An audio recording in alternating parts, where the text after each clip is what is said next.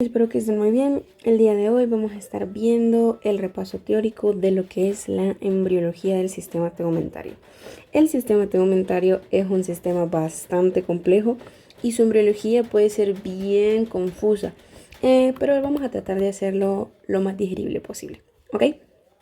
Entonces bien, ¿qué vamos a estudiar hoy? Vamos a estudiar el desarrollo de la piel y también de sus apéndices, piel y anexos, o sea, vamos a estudiar epidermis, dermis e hipodermis, que son parte de la piel, más que todo la epidermis y la dermis.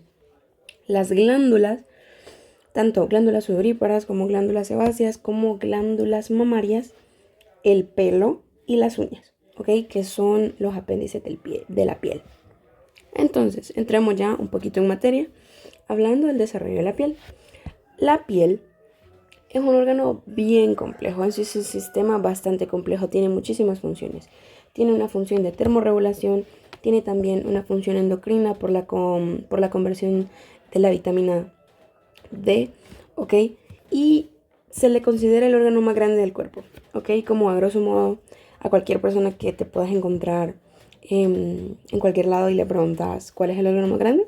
Pues es la piel. La mayoría de las personas conocemos esto. ¿Cómo va a estar formado? Por la epidermis y por la dermis. Entonces, la epidermis viene del ectodermo de superficie y esto es importante. De hecho, hace poco estaba en un congreso en el que hablaban de la epilepsia y decía la persona que estaba presentando, hablaba de que incluso en enfermedades del sistema nervioso a veces hay muchas manifestaciones que se dan en la piel por el hecho de que vienen del mismo lado, ¿ok? Vienen ambos del ectodermo, ¿ok? Entonces bien, la epidermis viene de ahí, del ectodermo de superficie.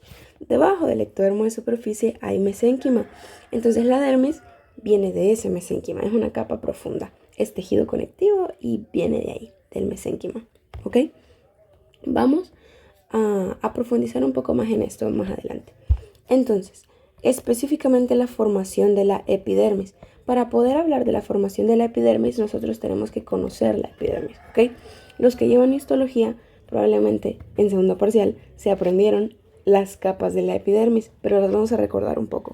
Entonces, lo más interno nosotros tenemos al estrato germinativo, o la capa germinativa, o la capa basal, ¿ok? La llamamos más que todo capa basal. Luego tenemos al estrato espinoso, al estrato granuloso, que es este que está aquí, ¿ok? El estrato granuloso, al estrato lúcido y a lo que es el estrato córneo o la capa córnea, que es la parte más queratinizada, ¿ok? Y abajo de la epidermis tenemos a la dermis y otras estructuras que ya vamos a mencionar. Entonces, solo para recordar lo que es la epidermis. Así tenemos claro cómo es que se va a ir formando, embriológicamente hablando, ¿ok? Entonces, la epidermis va a tener un desarrollo por fases, pero no son fases bien diferenciadas. No es como que, la fase 1 tal cosa, la fase 2 tal cosa. No, el desarrollo facético que tiene la epidermis depende del grosor, ¿ok? No es como que tienen nombre, solamente depende del grosor. La piel embrionaria en las semanas, como en la semana 4 y la semana 5, solamente va a ser una capa de ectodermo y esto va a ir avanzando dependiendo de pues el crecimiento del embrión, ¿ok? Todas las interacciones entre el ectodermo y el mesénquima son por mecanismos de interacción que tienen que ver con muchos genes, ¿ok? Y con factores de crecimiento, especialmente el factor de crecimiento fibroblástico y el factor beta de crecimiento transformador. Bien, entonces, ok, sigamos con lo del desarrollo facético de la epidermis. Entonces, bien, para dividirlo un poco, porque el libro lo menciona como un gran párrafo sin mucho sentido, entonces para dividirlo un poco, lo he puesto así. De la semana 2 a la semana 3 solamente vamos a tener una capa de ectodermo. Solo hay una capa de ectodermo, como lo pueden ver acá. Allí solamente hay una capita de ectodermo. Ay, lo siento. Allí. Esta de acá. Y eso va a ser la piel. Ya después, cuando avanzamos a la semana 4 y a la semana 6, se va a formar algo que se llama peridermo o epitriquio, ¿ok? Epitriquio nada más se le dice como en la literatura vieja. en las literaturas ya más nuevas se le llama peridermo, realmente. Entonces, las células del ectodermo van a proliferar y van a formar una capa externa de un epitelio plano. El peridermo es epitelio plano, que es esto que está aquí. Si se fijan, allí se mira, ¿ven? Como esas celulitas planas que están aquí arriba de la capa basal. Y ya esto deja de ser solo ectodermo, sino que empieza a ser una capa basal. Empieza a ser una capa basal como tal. ¿Ok? Entonces, ya no es solamente ectodermo. Bien, se forma el peridermo. Las células del peridermo van a empezar a queratinizarse, van a tener un proceso de queratinización y de descamación. Se van a estar así descamando y las va a sustituir, o sea que las va como a reponer esta de aquí, la capa basal o la capa germinativa. Esa es la que va a estar como reponiendo las células del peridermo, ¿ok? Y la queratinización, como la queratinización de la piel, tanto la externa como la delgada, va a empezar entre la semana 19 y la semana 20. Y va a empezar primero en las palmas de los pies, en las plantas de los pies, en las palmas de las manos, en la cara y en la cabeza. ¿Ok? Esos son los primeros lugares en empezar a queratinizarse. Muy bien. Las células del peridermo tienen una función secretora. Ellas van a formar lo que es el vérmex caseoso y por eso pongo esta imagen de este bebé. El vérmex caseoso es eso blanco que se ve ahí. Todos los bebés o la mayoría de los bebés nacen con el vérmex caseoso. Es una sustancia lipídica y se mira blanquita que es producida por las células del peridermo. Y este tiene una función de protección de la piel para la exposición, por la exposición al líquido amniótico. Porque recuerden que el líquido amniótico tiene mucha, o sea, ahí sale la orina, ahí sale biliares, ahí también hay células que se están descamando de la misma formación de la piel. Todo eso está en el líquido amniótico y puede llegar a ser irritante para la piel del bebé. Entonces, el vérmex caseoso lo protege. Y también lo facilita el parto, o sea, ya facilita la expulsión durante el parto. Esas son las funciones del vérmex caseoso. Sigamos con las fases.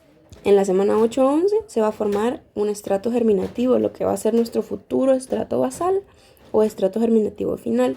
Ya en la semana 14 se está formando una capa intermedia y esta capa intermedia viene viene de las mismas células del estrato germinativo, ¿ok? Y eso va a contribuir a formar ya como tal lo que es la epidermis, ¿va? Ya la epidermis que se va a estar queratinizando.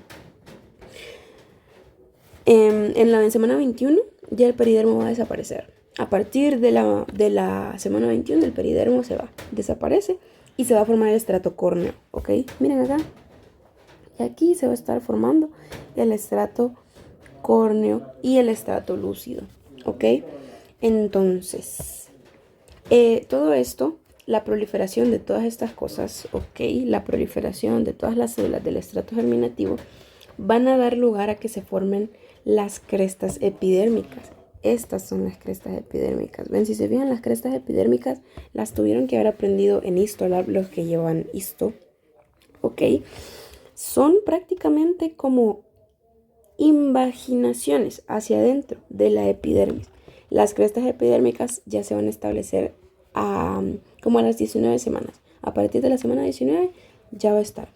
Y pues más o menos ya están listas en los embriones que tienen 10 semanas. Y en la semana ya 19 se establecen. Y las de las manos siempre van a aparecer antes que las de los pies. Siempre es como una semana. Así va a pasar también con las uñas, que aparecen primero las de las manos y después las de los pies, ¿ok?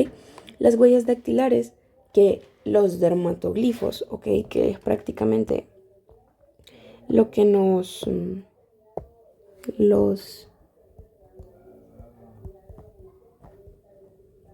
dermatoglifos es lo que me va a formar las crestas epidérmicas. O sea, las crestas epidérmicas y las papilas dérmicas me forman los dermatoglifos, que son la ciencia detrás de las huellas dactilares, ¿no? Ahí. Ok. Y ya las huellas dactilares van a estar presentes en los bebés en los fetos de 6 meses. Y el patrón es meramente genético, o sea, es determinado genéticamente y por eso ninguna persona tiene las huellas dactilares iguales, ¿ok? Esa es la base del estudio de las huellas en genética y también en el ámbito legal, ¿verdad? Ya que se usan mucho en ese contexto, ¿ok? Muy bien.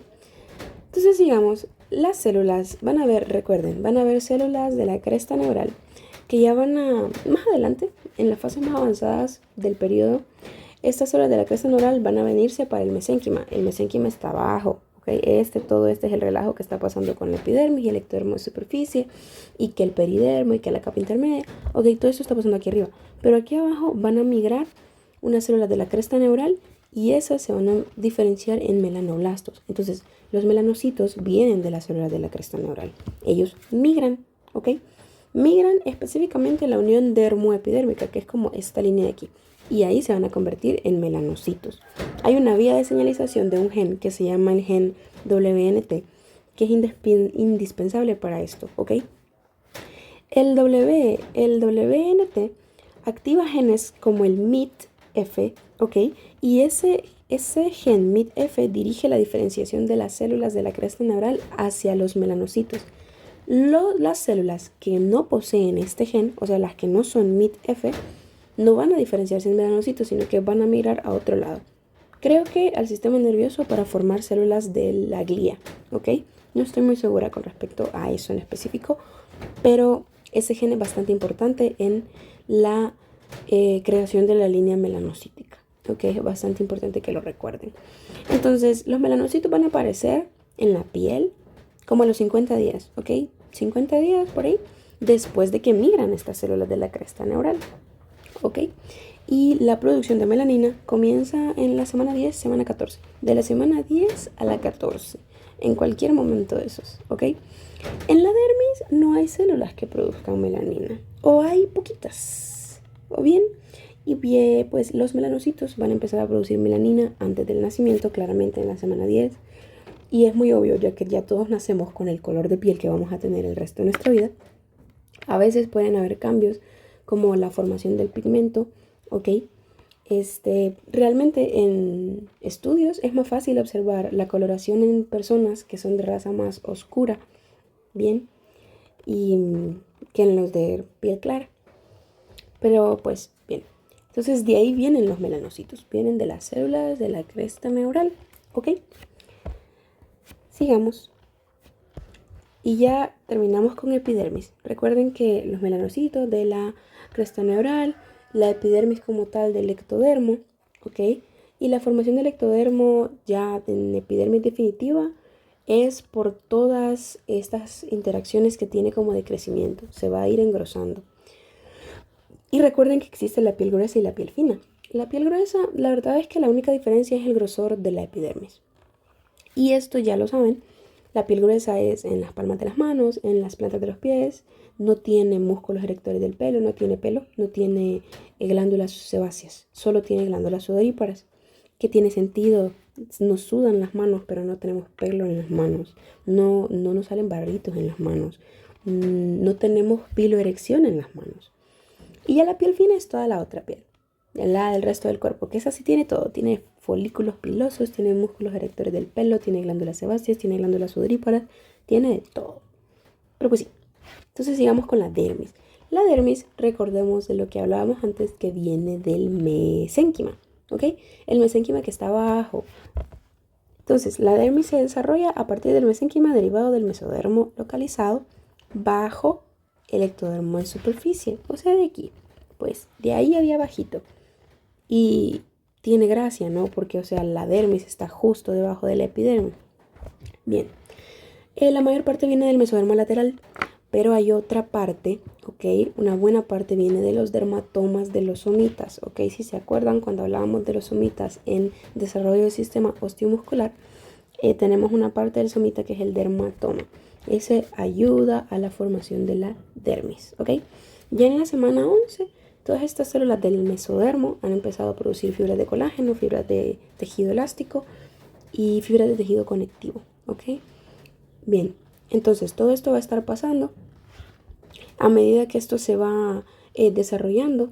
A medida que se forman las crestas epidérmicas, simultáneamente se están formando las papilas dérmicas, que son como las que van hacia arriba. ¿Okay? Las papilas dérmicas son las de la dermis. Entonces, las crestas epidérmicas van hacia abajo y las papilas dérmicas siempre van hacia arriba. La dermis es un tejido bastante vascularizado, ¿ok? Bien vascularizado. Y sus vasos sanguíneos van a producirse tanto como por vasculogénesis al inicio, o sea que vienen de células angioblásticas, y después a partir de estos mismos vasos, que esto se llama vasculogénesis. Ya más o menos al final de la quinta semana, esto empieza a producirse por angiogénesis. Esto es un typo, aquí debería decir angiogénesis. Pero bueno, ya al final del primer trimestre, ya la vascularización de la piel ya está como bien definida. Ya está establecida la organización de la dermis fetal. Ya estuvo. Y estos de aquí son capilares de la dermis, ¿ok? Estos que se ven acá. Por eso se los puse para que vean los capilares de la dermis, que es un tejido muy vascularizado. Entonces eso fue la dermis. La dermis es bastante interesante, ya que suele tener mucho que ver con fibras nerviosas, ¿ok? Las fibras nerviosas aferentes en el desarrollo forman terminaciones nerviosas sensitivas. Y esto es lo que nosotros conocemos como los dermatomas del cuerpo, ¿ok? De que lo vemos, debí poner una imagen, pero no la tengo. ¿Ok? Entonces, este desarrollo de la dermis tiene mucho que ver con eso. Es un patrón dermatomérico de inervación de la piel, ¿ok? Pero realmente esto se describe más en el desarrollo del sistema muscular. Así que vayan a verlo ahí, porque realmente la parte de tegumentario no lo abarca, ¿ok? Entonces, sigamos. Ahora hablemos de las glándulas, ¿ok? De hecho, las glándulas son un poco fáciles. Son muy fáciles. Entonces, tenemos primero las glándulas sebáceas, ¿ok? Las glándulas sebáceas están asociadas siempre a folículos pilosos. Bien, si se fijan, aquí hay un folículo piloso, aquí hay glándulas sebáceas. Estas de aquí son glándulas sebáceas. ¿De dónde vienen? Del epidermis. Son yemas celulares, ¿ok? Prácticamente la mayoría de las glándulas van a empezar como algo así. Es como que aquí está la epidermis. Ahí. Es como que aquí está la epidermis y luego viene algo y se forma hacia abajo. ¿Ok? La mayoría de las glándulas empiezan así. La mayoría de las glándulas van a empezar como eso. Ay, Dios santo.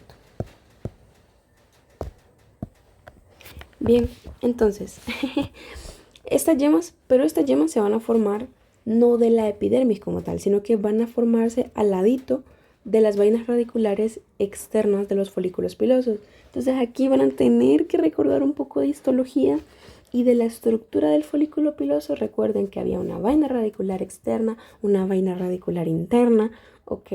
Van a tener que recordar un poquito de esto para poder entender de dónde viene la glándula sebácea. Entonces, la vaina radicular externa del folículo piloso está ahí.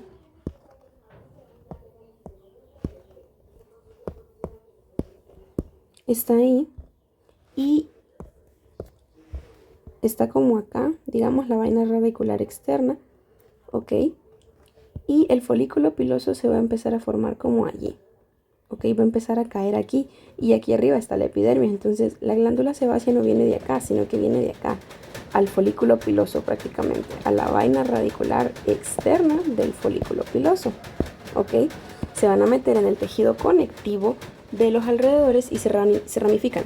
Y se van a ramificar formando sus alvéolos o sus saquitos, que son todos esos que vemos ahí. Todos esos saquitos que forma la glándula sebácea. Eventualmente empiezan a producir el sebo, que el sebo protege la piel del rozamiento, protege la piel también de deshidratación, ¿ok? Tiene toda esa función de protección. Y esta secreción no se libera a la epidermis, sino que se libera al folículo piloso y se va a alcanzar la superficie de la piel por medio del folículo piloso. Y ahí se va a mezclar con las células del peridermo que se descamaron y se va a mezclar con el vermix gaseoso también. Muy bien. Hay algunas glándulas sebáceas que son independientes de los folículos pilosos y esas se van a desarrollar a partir de yemas normales de la epidermis, como les estaba explicando antes. Pero las que están asociadas a folículos pilosos empiezan como les dije, o sea, ahí en la vaina radicular externa del folículo. ¿Ok?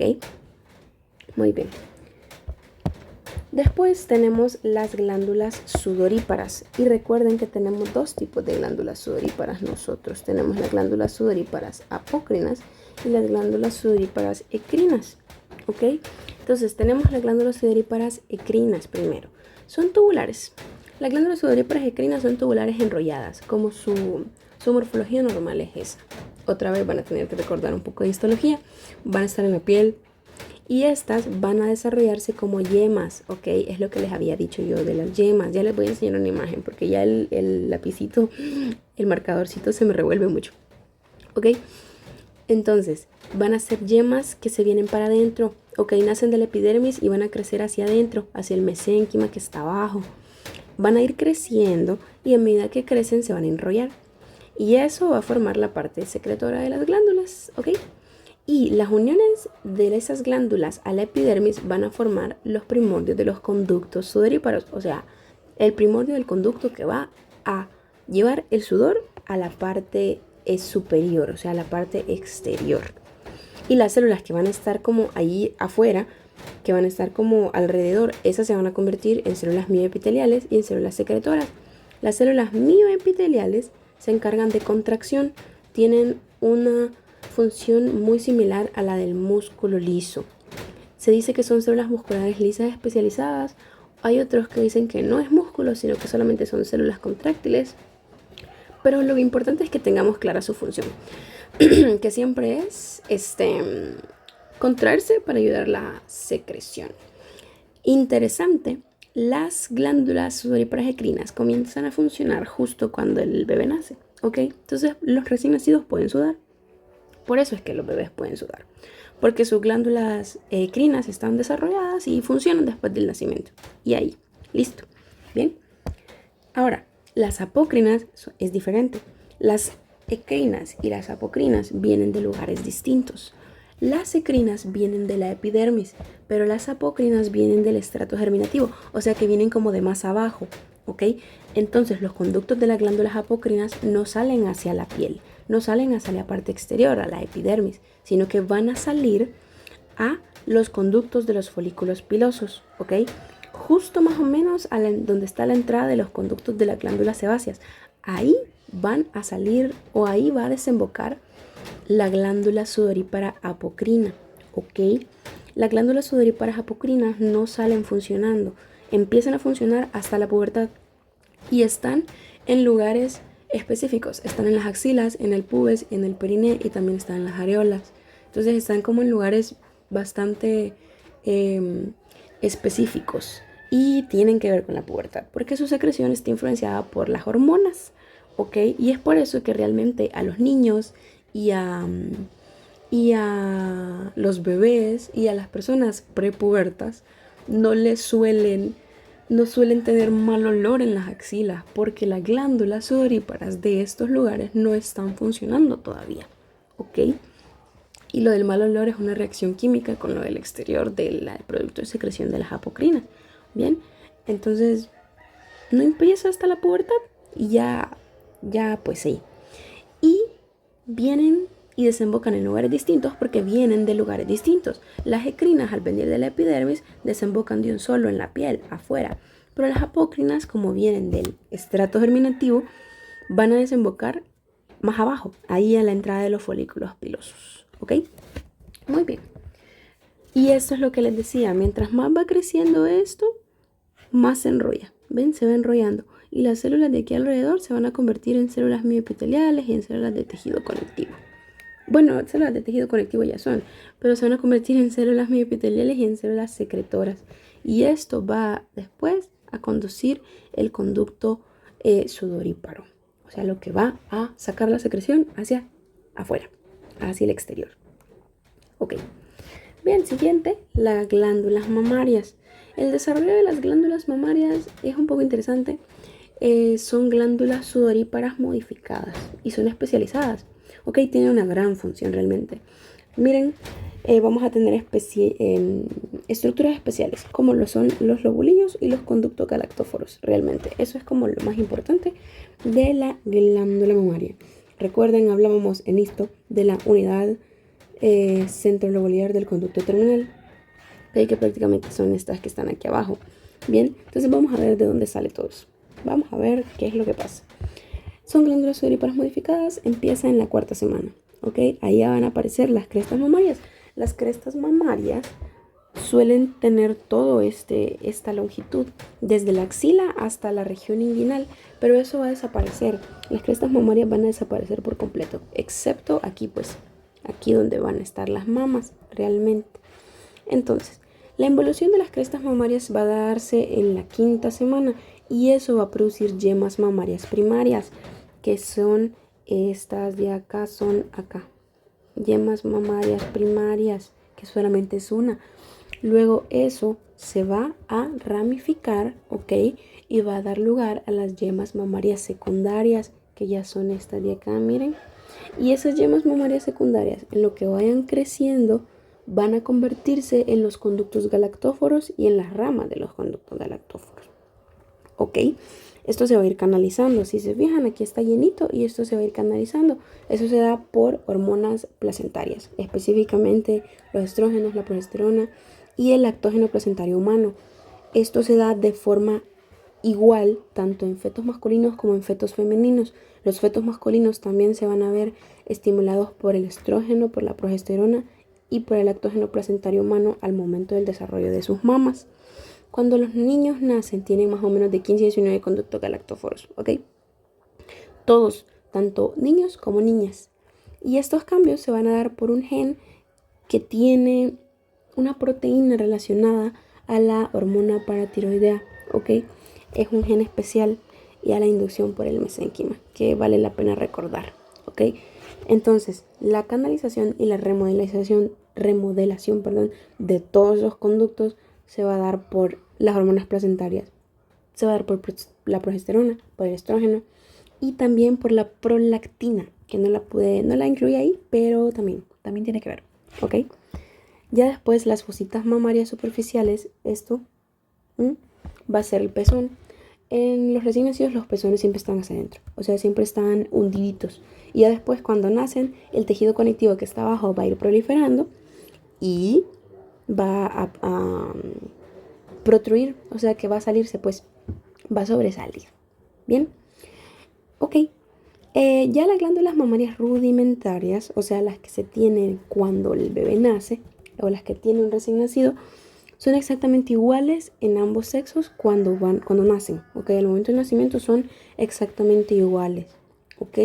En las niñas, las mamas van a seguir aumentando de tamaño en la pubertad por el desarrollo de las glándulas, pues, y por la estimulación de hormonas, de progesterona, de los estrógenos, pero esta vez no de la placenta, sino que del hipotálamo, ¿ok?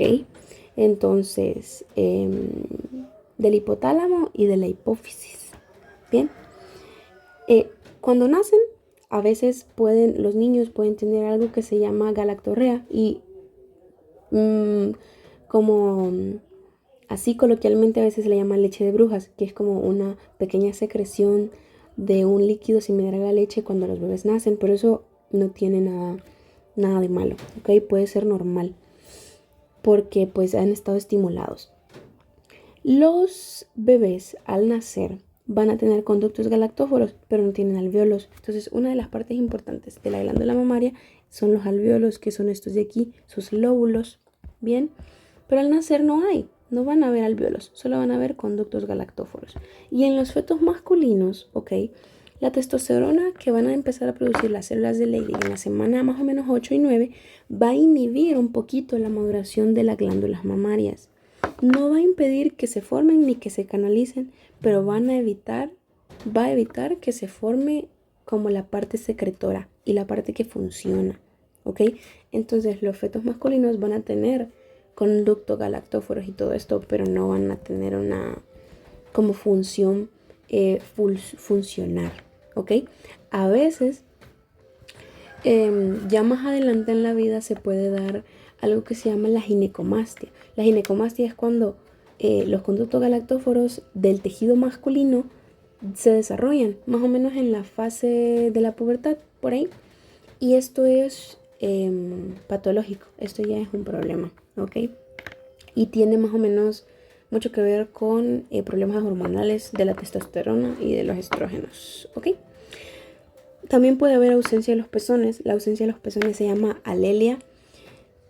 Y puede haber ausencia de las mamas. Cuando hay ausencia de las mamas se llama amastia, ¿ok? Y cuando hay más de una mama, esto se llama polimastia. Y si hay más de un pezón, eso se llama politelia, ¿ok? Para que lo tengan en mente, a veces los preguntan en examen. Ahora viene lo fácil, pelo y uñas. Entonces esto es facilito. El pelo viene a desarrollarse al inicio del periodo fetal en la semana 9 hasta la semana 12, ¿ok? Van a empezar a ser reconocibles hasta la semana 20 y empiezan a reconocerse en las cejas, en el labio superior y en el mentón, y empiezan como proliferaciones del estrato germinativo, o sea, de esta parte de aquí, estrato germinativo de esto de acá, ¿ok? Se van a extender a la dermis, van a haber yemas pilosas. Entonces las yemas pilosas agarran forma en la semana 12. Los bulbos pilosos se forman en la semana 14, ¿ok? Después los bulbos pilosos se van y aparecen las papilas pilosas. Las células que están alrededor de todo eso van a formar la vaina radicular externa, ¿ok? Que la vaina radicular externa está aquí afuera. Y células del mesénquima, células mesenquimales, van a formar la vaina radicular interna o vaina radicular dérmica, ¿ok? A medida que van a ir proliferando las células de la matriz, son como llevadas para aquí y se van a queratinizar y eso va a formar como tal los tallos de pelo, ¿ok? Eso es lo que forman los tallitos del pelo. Y el anubo, que es el pelito que tienen los bebés, va a aparecer como en la semana 12. Es un pelo fino, blando, clarito, ¿ok? Y va a terminar de desarrollarse como en la semana 17, la semana 20. Más adelante va a ser sustituido por pelo más resistente en el periodo perinatal. En la mayor parte del cuerpo esto va a persistir. Todos tenemos pelo en el cuerpo, o la mayoría, ¿ok? Tal vez no es mucho pelo, incluso las mujeres, como no es mucho, pero tenemos pelo, ¿ok? Que es lo que queda, lo que solía ser el lanugo, que luego es sustituido por pelo más resistente. Y en el hombre aparece más prominentemente en la cara, en el pecho y en la espalda, ¿verdad? Que eso ya lo sabemos. ¿Cómo va a adquirir color el pelo? Bueno, hay melanoblastos que van a migrar a los bulbos pilosos, ¿ok? Recuerdan que habían células de la cresta neural que migraron al mesodermo, se convirtieron en melanoblastos y después a melanocitos. Bueno, esos melanoblastos, ellos mismos, algunos van a migrar ahí a los bulbos pilosos y ahí se van a diferenciar a melanocitos, ¿ok? Y esa melanina va a transferirse a las células que forman el pelo. Y así se va a dar el color del pelo. Dependiendo de cuánta melanina tenga, así se da la diferencia del color del pelo. Y luego está el músculo erector. ¿Qué es esto aquí? El músculo erector del pelo viene del mesénquima que está ahí alrededor, ¿ok? Los pelos de las cejas y los pelos de las pestañas no tienen ¿cómo es que se llama? No tienen músculos erectores del pelo, así que no hay piloerección. No se nos pone la piel de gallina en las cejas ni en las pestañas, porque ahí no hay. ¿Ok? Muy bien. Hay algunos trastornos con respecto al pelo, como por ejemplo la alopecia congénita, que se puede dar por falta de folículos pilosos, o sea que no se desarrollaron bien. También puede haber lo contrario, que es muchos pelos, pilosidad excesiva, eso se llama hipertricosis. Y también algo que se llama pili torti, que es como una deformación del pelo. Es un pelo que está como torcido siempre, ¿ok? Pero no tiene nada que ver con que la persona sea colocha, rizada o algo así, sino que el pelo es débil y está retorcido, como que está enrollado. Y aquí podemos ver como un gran esquema de la formación de todo eso. Miren, melanocitos migrando, bulbo piloso, aquí folículo piloso. Aquí hay un primordio de la glándula sebácea, ¿ok? Que les dije que venía para acá, venía por aquí en la vaina radicular externa del folículo piloso. Esbozos de las glándulas sudoríparas. Aquí ya, glándulas sebáceas, ¿ven? Pelo, aquí está la vaina radicular dérmica, glándulas sudoríparas.